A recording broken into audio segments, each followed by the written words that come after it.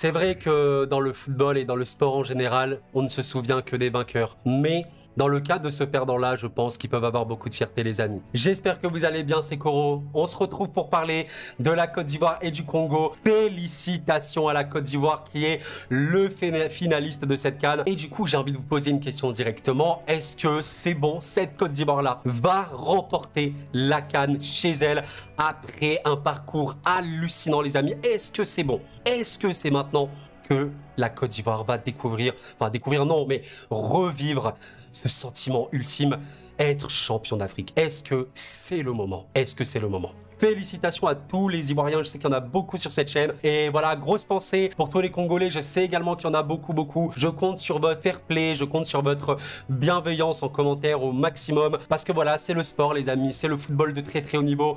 Dans cette vidéo, on va aussi évoquer l'autre finaliste, le Nigeria, en fin de vidéo. Et un petit peu se projeter sur cette finale. Le pronostic de la finale arrivera assez rapidement.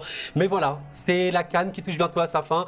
Un match qui sur le papier pouvait être exceptionnel. Alors, est-ce qu'il a un petit peu déçu? Je ne sais pas, mais honnêtement, c'est pas le plus important. Je pense que ça a été une vraie confrontation de football avec, au final, une Côte d'Ivoire qui était au-dessus. Et on le sait, la Côte d'Ivoire, depuis le début de cette compétition, c'est une équipe qui est forte, qui est très forte, qui est cataloguée comme un des favoris, qui a vécu une période de crise très importante entre le Nigeria, qu'ils ont perdu d'ailleurs, voilà, en poule, qui vont réaffronter, et la Guinée équatoriale. Mais après ça, ils sont revenus un petit peu de nulle part et ils sont aujourd'hui en finale. L'histoire est fabuleuse et vous savez très bien, les amis, je ne supporte ni la Côte d'Ivoire ni la République démocratique du Congo, mais ce qui se passe, c'est très beau. Et voilà, j'ai vraiment un message à donner aux Congolais qui écoutent cette vidéo.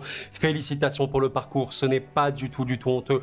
Tu as perdu contre le pays hôte, certes, qui est revenu des tréfonds du désespoir, mais qui a affiché un niveau de jeu qui est élevé, qui est très élevé, qui sur le papier est plus important que toi, c'est une vérité. Mais il faut être fier. Ok, tu as eu des occasions, d'accord, tu peux avoir des regrets, mais beaucoup de fierté. Voilà, beaucoup de fierté, surtout par rapport à ce qui se passe dans ce pays actuellement. RDC, c'est compliqué et je pense que ça peut apporter aussi un peu de joie et un peu de paix. Donc accueillez les joueurs en héros quand même. Mais voilà, pour évoquer cette équipe ivoirienne, ça va quand même être le cœur de cette vidéo, les amis. Alors ce n'est pas comme d'habitude un débrief à proprement parler, parce que moi j'aime beaucoup me projeter, vous savez, un petit peu par rapport à l'avenir, etc. Mais j'ai quand même envie, les amis, d'évoquer un truc. Vous l'avez vu, but de Haller à la 65e, Haller, voilà, comme vous pouvez le voir ici, la finale à la maison. J'ai vraiment envie d'avoir une pensée pour lui, les amis, parce que comme vous le savez, je ne sais pas si vous avez suivi, mais notre cher Sébastien Haller a été victime d'un cancer, malheureusement, il y a quelques mois de ça. Il me semble que c'était il y a 1 an ou 1 an et demi, je ne sais plus trop. Et voilà, au final, les amis, regardez comment c'est beau. Le mec arrive à signer à Dortmund, le cancer le frappe. Le cancer, c'est voilà la maladie du siècle. On sait que tout le monde peut avoir le cancer aujourd'hui. Il a eu un cancer assez spécifique. Il s'est traité, il s'est soigné, il est revenu au plus haut niveau. Et là, regardez les amis, l'histoire est merveilleuse.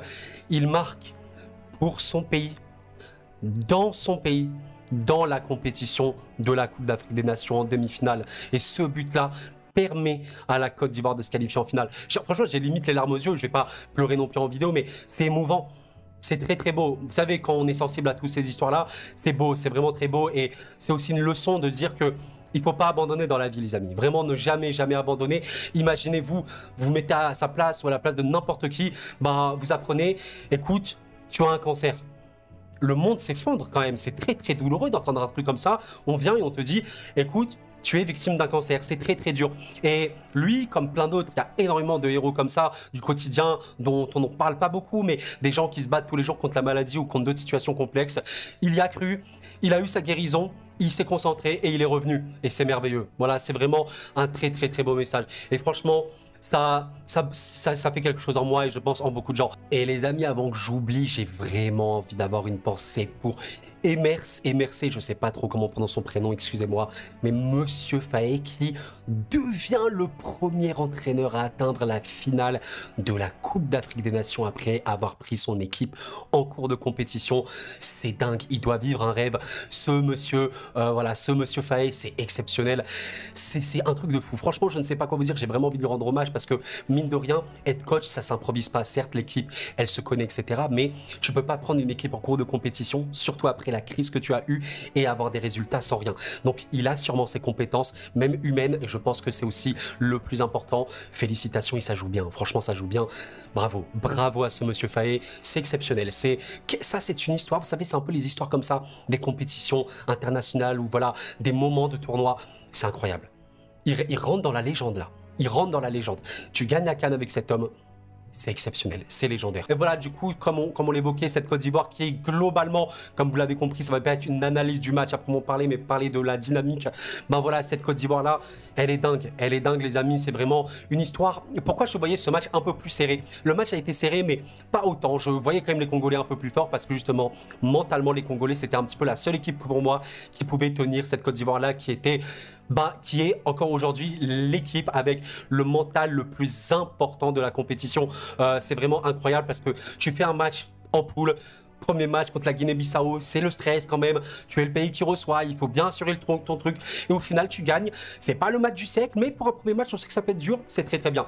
Et au final, après, tu as un match contre le Nigeria, on va en parler en fin de vidéo quand même, que tu perds 1-0 avec une production qui a été particulière. C'était quand même assez stérile et c'est dommage. Mais voilà, tu te dis, bon, ok, tu as perdu, mais tu peux gagner. Et là, il s'est passé une bombe atomique. La Guinée équatoriale qui a littéralement massacré la Côte d'Ivoire. Et là, je vous imagine à la place des Ivoiriens. Enfin, si vous êtes Ivoirien, comment vous étiez mentalement à ce moment-là? Enfin, comment vous étiez? Moi, je me suis mis un peu à leur place. J'étais en mode, mais comment tu es mentalement? Comment tu es? Et au final, par miracle ou je ne sais par quelle force du destin ou je ne sais quoi, la Côte d'Ivoire, regardez, 3 points en poule, comme vous pouvez le voir ici, mais avec une différence de but de -3, bah c'était cuit. Mais le Ghana était à 2 points et vous aviez également, il me semble, voilà, la Zambie qui était à 2 points également, ce qui a fait que la Côte d'Ivoire a pu se qualifier en tant que meilleur troisième et tu as affronté un monstre, le monstre d'Afrique, le Sénégal, que tu as réussi à éliminer au tir au but. Après une performance mentale, encore une fois, exceptionnelle. Quelle belle équipe. Et voilà, l'histoire, elle est là. En quart de finale, une épopée totalement délirante contre ce Mali-là qui était très énervé offensivement. Tu as réussi à revenir à la dernière seconde et tu as gagné à la toute dernière seconde. Exceptionnel. Et voilà, aujourd'hui, un match au final contre la RDC qui a été peut-être le match le plus contrôlé. Et j'ai pas envie de dire le plus simple parce que la RDC s'est procuré des occasions, d'où le fait que tu peux avoir des regrets quand même si tu es congolais. Mais globalement, tu as été bien. Tu t'es généré des occasions. Voilà, des joueurs, encore une fois, que j'ai trouvé à un niveau bon, voire très bon. Bah, je pense notamment au milieu de terrain qu'on sait sur le papier ivoirien, vraiment très bon. Fofana, Kessié en première ligne, Sangaré entre autres. Et j'ai évidemment envie de souligner l'attaque. Adingra qui a fait beaucoup de différence à l'heure.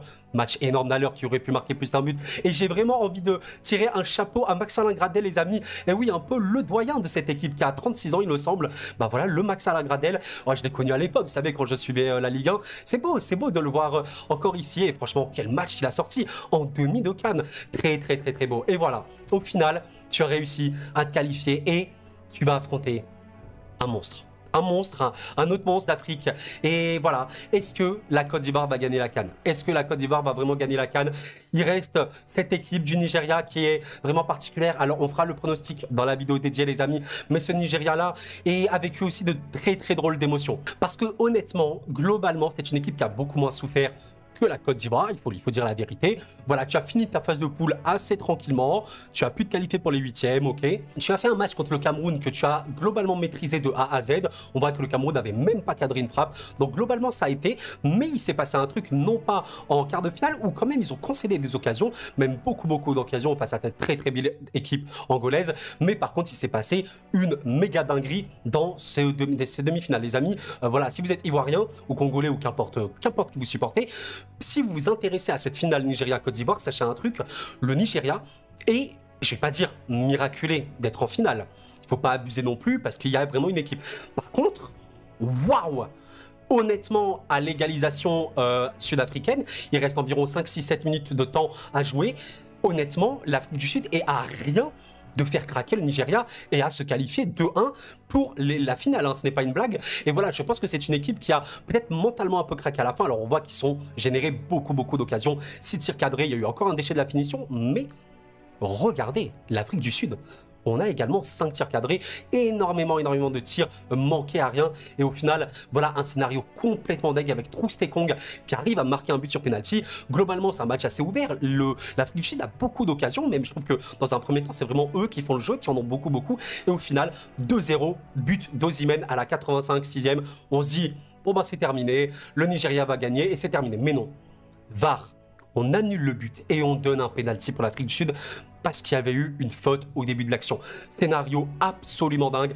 L'Afrique du Sud égalise et là, super.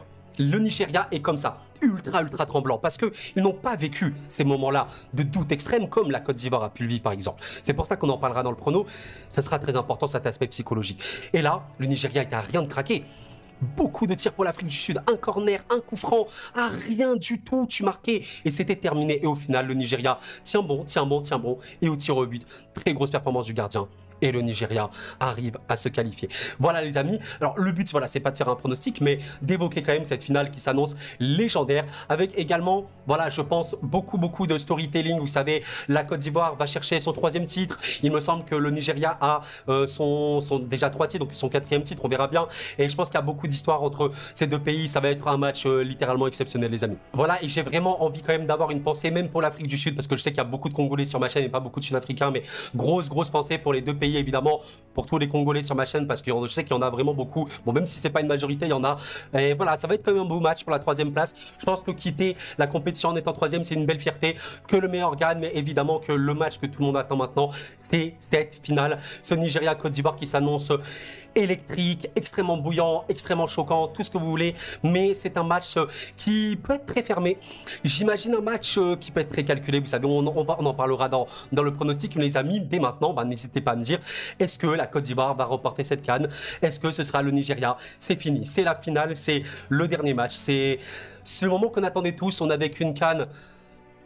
Je suis fatigué, tellement regardez sur mon visage, je suis fatigué d'émotion, tellement cette CAN était légendaire dans tous les sens du terme. Il y aura toujours le vainqueur final qui sera le plus heureux et tous les autres qui seront tristes. Vous savez, moi, mon pays est éliminé depuis les phases de poule, c'est comme ça, mais c'était vraiment la CAN du siècle. Et voilà, il reste le match de la finale et le match de la 3e place, les amis, et on a hâte de voir ça pour savoir qui sera champion d'Afrique en titre. Ça va être incroyable, on a très hâte. Voilà les amis, la fin de cette très courte vidéo, vraiment une vidéo, comme je l'ai dit, pas vraiment analyse du match, mais pour parler de tout ça, merci infiniment pour tout votre soutien, sincèrement les amis, je sais même plus quoi vous dire. Merci infiniment, pensez à liker, comme d'habitude la vidéo, à vous abonner si vous me découvrez, on est très bien sur cette chaîne, on parle énormément de CAN en ce moment parce que c'est l'actualité très chaude, c'est la CAN, je suis la CAN. Dès que la CAN sera terminée, on se reconcentrera un petit peu sur le football européen, la Ligue des Champions, il y a l'Euro qui arrive, beaucoup de contenu, mais voilà, merci infiniment pour le soutien. Comme je vous ai dit, j'ai tellement de soutien, j'ai littéralement eu des milliers de commentaires ces derniers jours, j'ai pu voir et tout, il y en a tellement, j'en ai sûrement raté plein. Merci du fond du cœur. Et je pense que voilà, le plus important les amis à retenir, c'est que c'est du football, c'est du sport, c'est pour ça que je compte vraiment sur votre bienveillance en commentaire, que vous soyez ivoirien, congolais ou qu'importe qui vous soyez. Le fair play, voilà, moi je suis ni congolais, ni ivoirien, ni nigérian, ni sud-africain, mais je vis une CAN de fou. J'ai encore crié aujourd'hui, voilà, en voyant ces matchs exceptionnels. Dites-vous que je supporte le PSG, mais j'ai quand même regardé ces matchs-là de la CAN, ça prouve quand même que la passion elle est là, les amis, elle est très forte, même si évidemment je regardais le match du PSG à côté en double écran, il faut pas se mentir non plus, mais voilà. C'est beau et c'est le message, c'est vraiment le message qu'il faut retenir. Il y aura toujours des déçus, c'est normal, c'est le sport. Mais partez du principe que c'est justement ce sport-là qui doit nous rapprocher, qui doit nous réunir. Et les joueurs, j'en doute pas, vous savez, les joueurs, il y a peut-être de la friction dans les matchs ou quoi, mais il y a du respect. C'est des professionnels, c'est des gens fair play, et qu'importe le sport. C'est ça le plus important, c'est ça les valeurs du sport, les amis. Quel CAN de fou. Vivement la fin, j'ai envie de dire quand même. On espère une finale d'anthologie légendaire, peut-être comme une finale de Coupe du Monde France-Argentine. Pourquoi pas, ce serait incroyable. Et voilà les amis, et voilà. Félicitations aux Ivoiriens et Nigérians. Grosse pensée pour les Congolais et les Sud-Africains. Et j'ai envie de vous dire, c'est le football, c'est la vie. Vivement la fin. Merci d'avoir suivi la vidéo et tout pour tout le soutien. C'était Koro. Prenez soin de vous et la paix sur vous.